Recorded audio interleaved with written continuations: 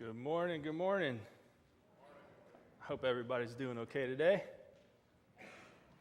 If you haven't figured it out, I am not Pastor Kevin. He's in Nepal, as Tabo said earlier, but he said he's doing the Lord's work. I've seen some pictures. I'm not quite sure about that, though. But no, he really is. He's been sending a couple pictures, and it's been pretty neat. I believe that one of the most powerful weapons that we have is our stories. And today I get to share with you one of my stories. I was called to be a fireman over 15 years ago. That's what I do for a living. I'm a fireman. As a matter of fact, I just got off shift this morning and came straight here. And being a fireman for so long, it's started to take its toll on me. And I started to experience some back pain in these recent years. And it was interesting because it didn't always start out as back pain. It was a discomfort at first. And the discomfort turned into a back pain.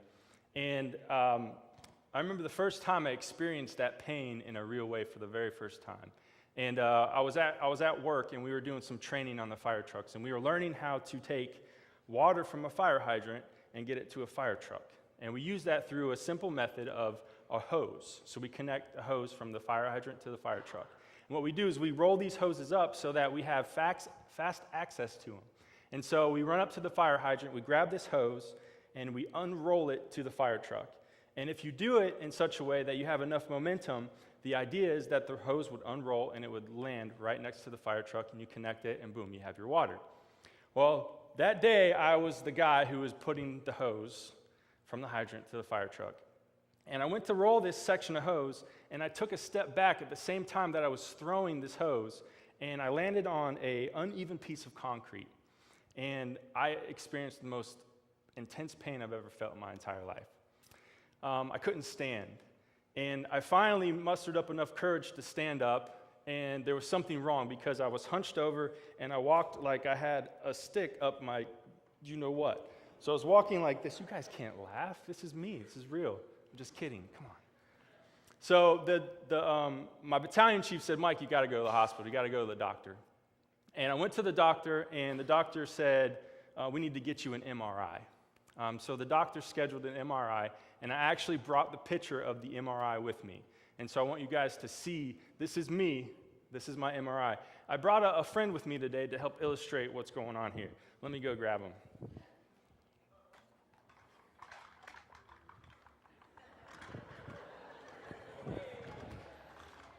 So this is my friend. We call him Skelly. My girl's named him Skelly the Skeleton. This is not real, so don't freak out, okay? In the spirit of October 1st, we're getting ready to go into our fall season, so I thought we would be okay with this.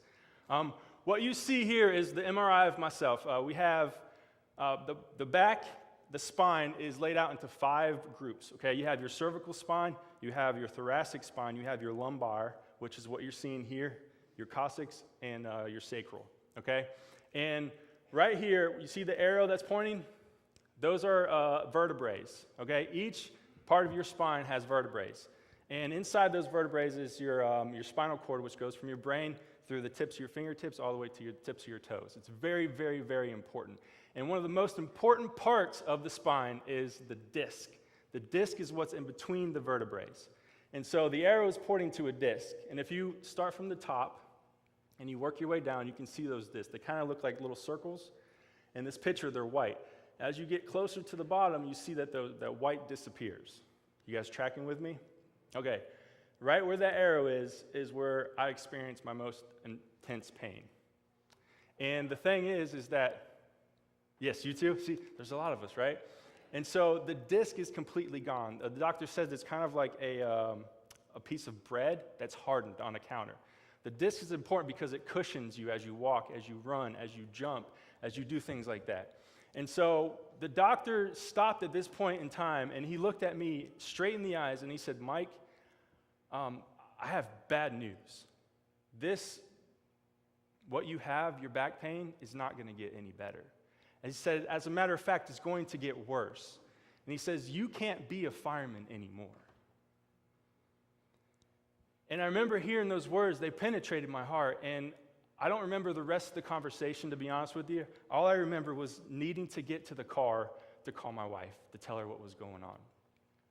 And she stood by me since day one and helped support me through this entire process. And I remember making it to the car, and I shut the door, and then something just came over me. I started to cry, I started to weep in such an uncontrollable way that I couldn't pick up the phone to call my wife. And I remember sitting there, and as I started to focus on my pain, I started to get angry at God. And I remember saying, God, you told me to be a fireman. I'm supposed to be in this job. You're the one who told me to go and do this. And I remember thinking to myself, how am I supposed to be a fireman with this back pain? I can't keep going on. I can't keep doing this. What am I going to do? I have a family to support. I have bills to pay. And I wonder if any of you are right there with me. Have you experienced any of this pain? Maybe something like that. Maybe it's pain of constant headaches. Maybe it's seizures. Maybe it's knee pain, back pain. Maybe you have headaches. And the thing is that maybe it may not be physical pain. What if it's emotional pain? What if it's the emotional pain associated with the loss of a loved one? Or maybe it's pain associated with watching your son or daughter go down this path that you know they do not need to go down. See, the truth is we all experience pain. See, during this time in my life, there's been one story in the Bible that has helped me the most. And I want to take a look at it. It's in 2 Corinthians 12. We're going to start in verse 7. I want to give you a little bit of background as you guys turn there. 2 Corinthians is essentially the second letter written to a church in Corinth. I'm just going to move this guy back here because he's kind of freaking me out. Let's just do this too. All right. 2 Corinthians is the second letter written to a church in Corinth. And the person who wrote this letter is a person by the name of Paul. Paul's an interesting guy because Paul went through a lot. At one point in time, he hunted Christians. And he met God on this incredible journey to actually go do a deed to kill a Christian. And instead of being a Christian hunter, he actually turned his life around and became a Christian helper. And so Paul's writing to this church to try and encourage them. And Paul is saying, look, I want you guys to be encouraged by what's happening. And Paul's reminded of this vision that he had 14 years ago. He had this incredible vision that was given to him by God. And Paul's reminded of this, and he's having this urge to boast about this vision. He wants to boast about it, but he knows that's not the right thing to do.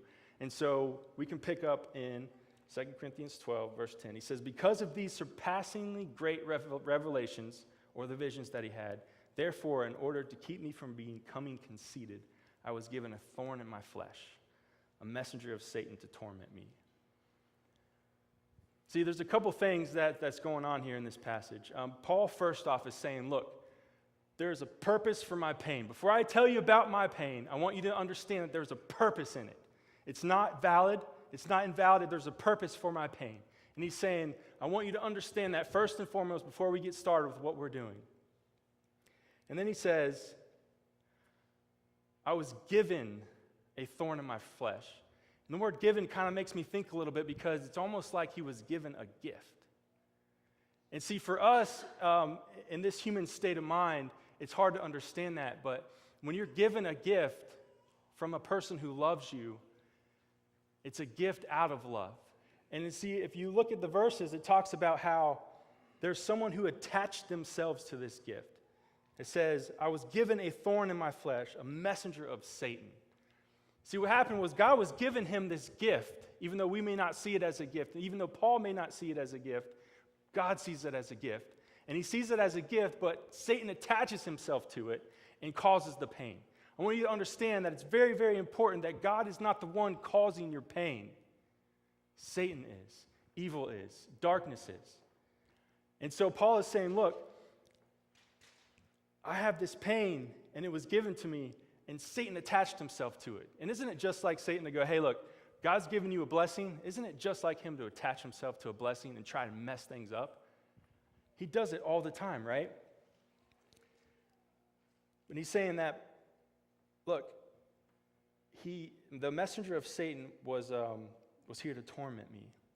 And I want to look at a couple of these words and kind of just like get inside them and figure out what they mean, because Paul doesn't say what his thorn in his flesh was. And to be honest with you, I think there's a reason why. And there's a couple things that Paul does say about this, and I don't want to try and speculate. See, we get in trouble sometimes when we speculate. So I want to make sure that we're not going to try and figure out what Paul's disease was, or what his thorn in the flesh was, what his pain was. We don't need to know. What we need to know is he's pointing us to the person who has the ability to heal him or to give him the strength to move on.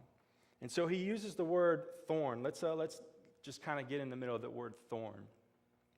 The thorn in the original Greek text means a sharp stake or a spear. Now, I have a video that I want to show you, and this video is probably the most accurate representation of a thorn in the flesh.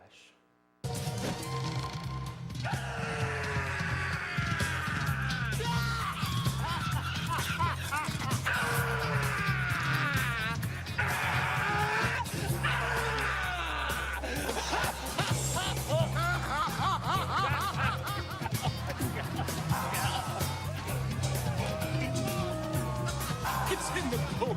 It's in the bone. It's in the bone. Oh, I know we're laughing. We got to have a little bit of fun, right? Even though we're laughing and it's kind of funny, the fact is that Paul did not conceive this. He did not see this as a funny thing. As a matter of fact, he used the word torment. And I want to unpack the word torment because it means to repeatedly strike with a closed fist. What he's saying is, look, I have this thorn in my flesh, and Satan is tormenting me. He's repeatedly striking me with this thorn over and over and over again. Now, the word torment is something that we don't really use a lot, right? But it means like a punching bag, just punching him over and over and again. And see, the funniest thing that I have a hard time with this verse is because Paul is looking at this and saying, look, this is a good thing. This is a good thing that I have this. And he didn't always have that perspective of that. And so he goes on in verse 8. He says, this is his first response to this pain. God gave him this gift, right? And this is first response to the pain. He says, 3 times I pleaded with the Lord, take it away from me. And so Paul was given this gift, and he's like, whoa, I don't want this. I do not want this pain in my life. Many of us, we say, God, I don't want this pain in my life. Paul pleaded with the Lord 3 times. A lot of scholars believe that word 3 times doesn't mean 3 times. It means repeated over and over and over again. And when I read that, it helped me feel a little bit more comfortable because I thought to myself, I've asked God to take my back pain away a lot more than 3 times. So it helped me to feel a little bit more at ease. And the word pleaded is something, it's really similar to what Jesus went through in the Garden of Gethsemane, whenever he pleaded with God to take this cup away from him. So we see this wrestling going on. This is something extremely serious that Paul was dealing with. It was debilitating. It wasn't something easy, something light. It was something extremely difficult for him to get through. And Paul's saying, look, I know God has the power to answer prayers, so my first response to this is going to be, I'm going to pray and ask him to take it away. But what do we see here? We see God saying, verse 9 says, my grace is sufficient for you. My power is made perfect in weakness. So this is God's answer to Paul's prayer. And so for Paul, he may see this as an unanswered prayer. But as we keep reading, we understand that he changes his perspective of what's happening. Now, in my Bible, my grace is sufficient for you is in red. Do you guys have it in red in your Bibles? This is a direct quote from God to Paul. Paul is saying, this is what I downloaded from God. God spoke to me directly, and I want you to understand that this is an answer to his prayer. It says, my grace is sufficient for you, for my power is made perfect in weakness. And he goes on, he says, therefore I will boast all the more gladly about my weakness, so that Christ's power may rest on me.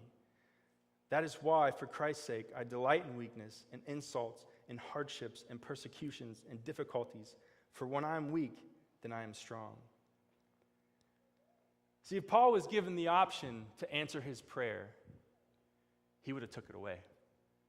like many of us. If I was given the option to answer my prayer, it would have been, God, take this pain away from me.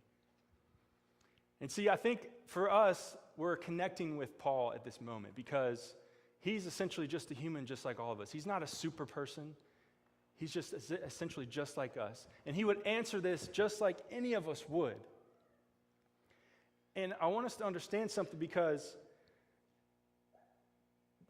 God's saying something right here. He's saying, look, I have one of two ways to answer this. I have one of two ways to answer your prayer. Number one, I can take it away. Or number two, I can strengthen the shoulders of the person who bears that pain. And see, it's just like Satan to say, hey, look, God didn't answer your prayer. You still have your pain. You still have all that's going on. You prayed. Didn't you pray to ask God to take it away? Satan's saying, look, he's a liar and a deceiver. And God's saying, no. I answered your prayer. I answered your prayer by going to the cross and providing you with my grace. Josh, will you come up, man? Where are you? Play some keys. Do that fun stuff. There's just something about just the music that allows our hearts to just open up a little bit. And I'm starting to close here. I'll drink to that.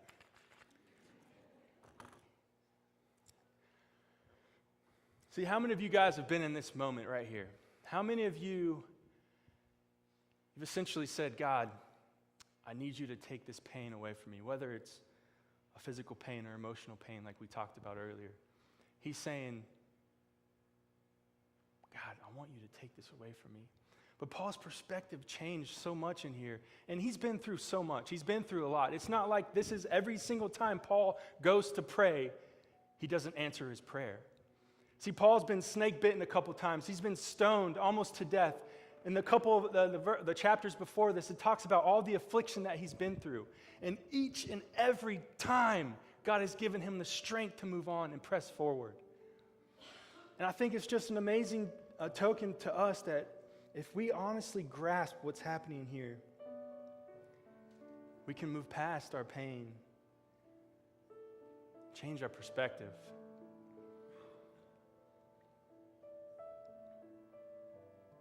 See, God answered our prayers by going to the cross. He died for us so that we could receive his free gift of grace. But it's not just grace. We also receive his free gift of his power, of his joy, his blessings, his strength, his power, his joy, his grace. It all comes together whenever we allow ourselves to stop looking at our pain and focusing on our pain, and we start focusing on the person who can get us through that pain, who can get us through that weakness, who can get us through that cancer, who can get us through that sickness, who can get us through that death that we can't seem to move past, who can get us through that addiction that keeps haunting us as we move on and we try to move forward and move past it. God's saying, listen, when you come to the end of yourself, that's where you'll find my strength. That's where you'll find me. We can't receive God's strength until we've reached the limits of ours. See, I'm not asking you to like your pain.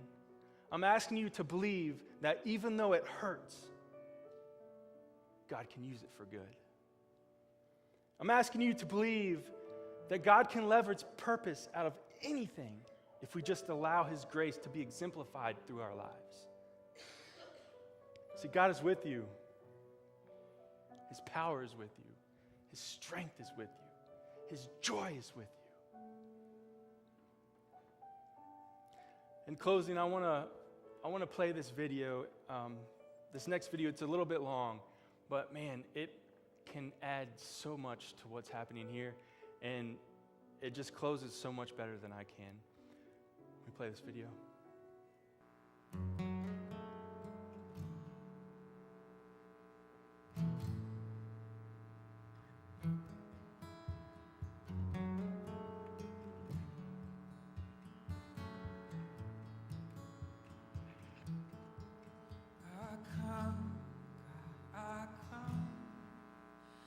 Turn to the Lord, the one who's broken, the one who's torn me apart. You strike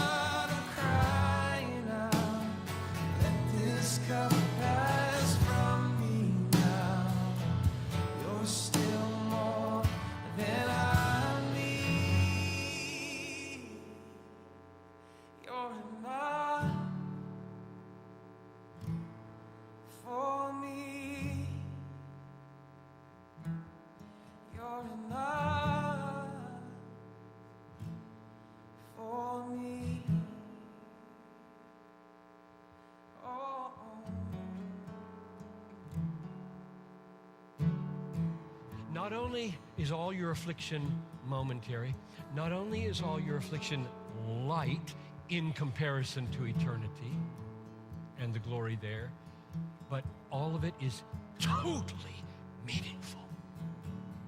Every millisecond of your pain from the fallen nature or fallen man, every millisecond of your misery in the path of obedience is producing a peculiar glory you will get because of that.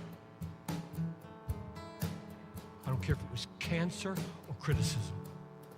I don't care if it was slander or sickness.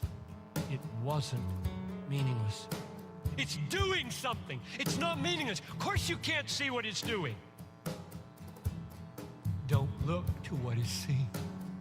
When your mom dies, when your kid dies, when you got cancer at 40, when a car careens into the sidewalk and takes her out, don't say, it's meaningless. It's not. It's working for you an eternal weight of glory. Therefore, do not lose heart, but take these truths and day by day focus on them. Preach them to yourself every morning. Get alone with God and preach His word into your mind until your heart sings with confidence that you are new and cared for. You slay me, yet I will praise you. Though you take from me, I will bless your name. Though you ruin me, still I will worship. Sing a song to the one who's all I need. I'll sing a song to the one who's all I need.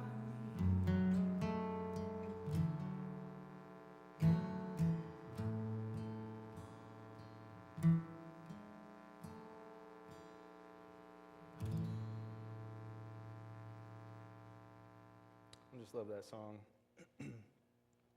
I loved John Piper as he illustrated that a little bit. Oh, man. This life, it's hard sometimes, you know? And we're faced with so many things that we have to endure. But to me, it's so amazing that God says, look, I understand that you're going to face some of these things. And I understand that you're going to have to go through these. You know, it's never easy when a loved one passes away or dies.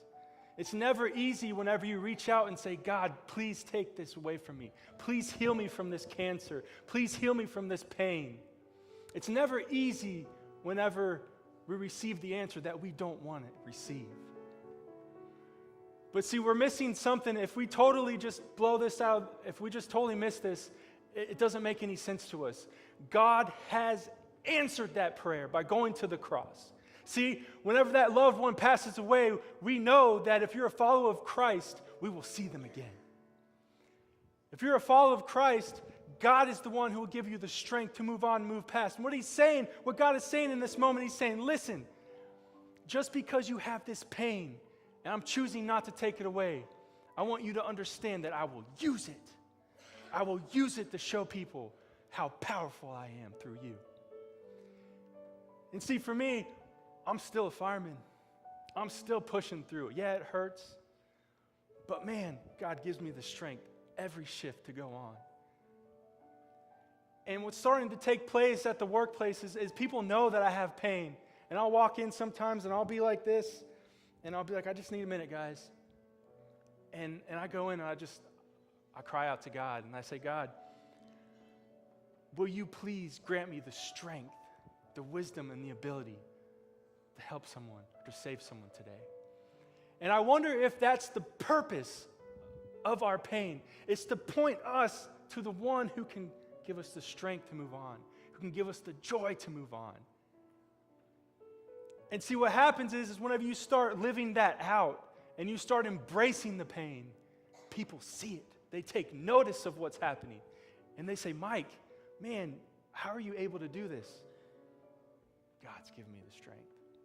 And see, we're living this life and we're seeing this take place, and God's saying, just wait how many people see the strength through your pain, your affliction. That's what he means whenever he's saying, my power is made perfect in weakness, because I can display 100% of my power through you when you are absolutely at the end of yours.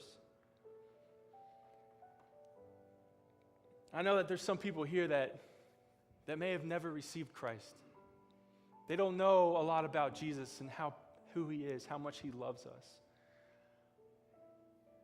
And I just want to I want to close out in prayer, and just want us to close our eyes and just really just a time of reflection. Heavenly Father, thank you so much for speaking through me today, God. Thank you for using my pain, even though I do not like it, Lord. Thank you that you're able to show your power through it. And I ask that every person that is sitting here today would be able to take this message, your message, Father, and be able to apply it in their lives, be able to apply it outside in their schools, outside in their homes, outside, Lord, so that people will be able to see you and who you truly are. Even though that you slay us, Father, we will still worship you because you love us so much. And God, if there's anybody here today, I just ask that you would put something inside them, stir something up inside them to come seek one of us, to be able to show them who you are and to be able to continue on that path that they need to go down. Father, be with us. Be with us in our pain. Be with us in our struggles. And thank you that we have joy at the end of the day. Amen.